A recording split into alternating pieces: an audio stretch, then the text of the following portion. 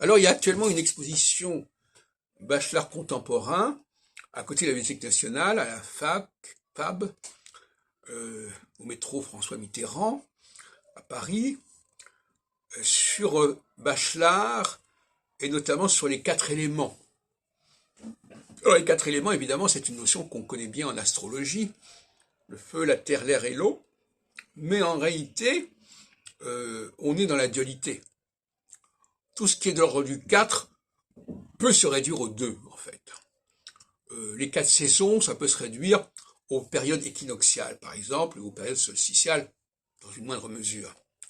Enfin, le principe est le même. Le solstice, dans les 2 cas, quelque chose qui va s'arrêter, processus qui va repartir dans l'autre sens. Eh bien, pour les 4 éléments, l'astrologie nous dit qu'il y a un couple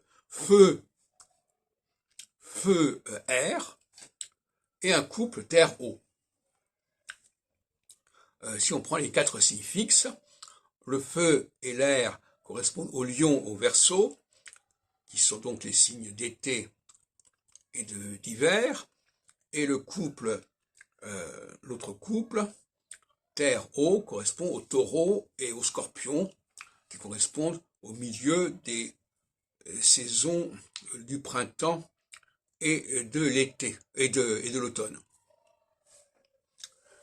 Voilà, maintenant, effectivement, je crois qu'il faut se méfier du 4. Le 4, ce n'est jamais qu'une symétrie du 2. Même quand la lune quand on va de la nouvelle lune à la pleine lune, eh bien on est déjà dans un demi-cycle, et après on recommence en sens inverse de la pleine lune à la prochaine nouvelle lune. Bon. Et donc, considérer qu'on est dans le 4, non, on n'est pas véritablement dans le 4. On est dans un 2 qui se répète dans un sens évolutif, dans un sens involutif. Pourquoi je dis ça? Parce que l'astrologie a tout intérêt à travailler sur le 2.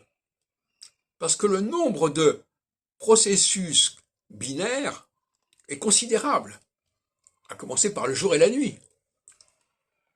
Parce qu'on pourrait dire aussi que le jour et la nuit, oui, c'est vrai, mais il y a aussi l'aube et le crépuscule. N'empêche qu'on reste quand même sur la base de jour-nuit. Donc on est dans le 2.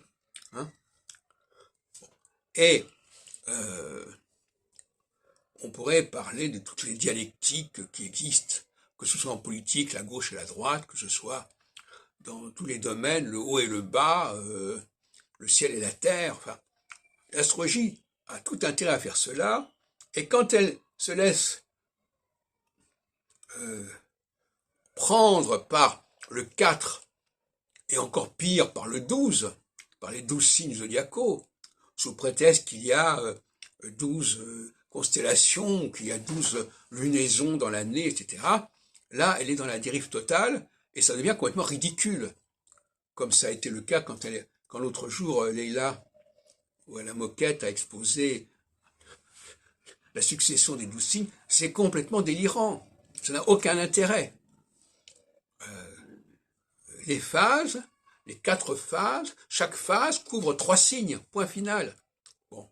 Et même de toute façon, voilà, il y a 3 signes, les 3 signes font partie d'un seul et même ensemble. C'est pas la peine de se charger la tête en disant qu'est-ce qui distingue le bélier du taureau des gémeaux, qu'est-ce qui distingue le cancer du lion, tout ça c'est ridicule. Il faut en rester au 2, parce que le 2, ça permet de désenclaver l'astrologie et de la mettre en communication, en connexion avec la totalité de l'univers, la totalité du monde.